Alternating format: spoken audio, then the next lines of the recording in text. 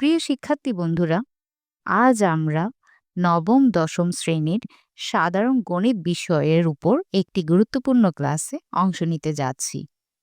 এই ক্লাসে আমরা অনুশীলনী ৩.১-এর একের খ নিয়ে আলোচনা করব।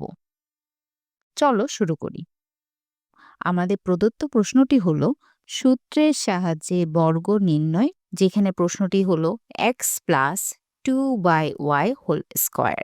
আমরা এখানে দ্বিপদী বর্গের সূত্র প্রয়োগ করব।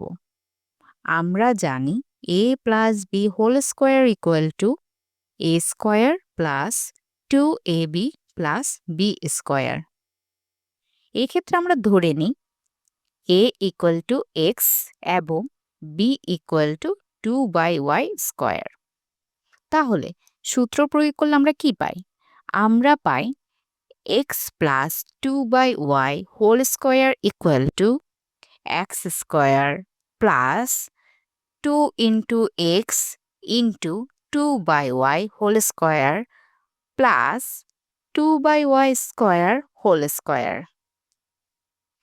এখন ধাপে ধাপে হিসাব করি। 2 into x into 2/y square equal to আমরা পাই 4x divided by y square এবং 2/y square whole square equal to 4/y to the power 4।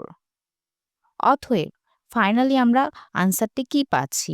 আমরা পাচ্ছি x plus 2/y square whole square equal to x square plus 4x/y square plus 4/y to the power 4।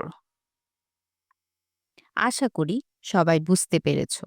যদি কোনো প্রশ্ন বা confusion থাকে তাহলে আমাদের ওয়েবসাইটে অথবা ফেসবুক পেজে তোমরা যুক্ত হতে পারো।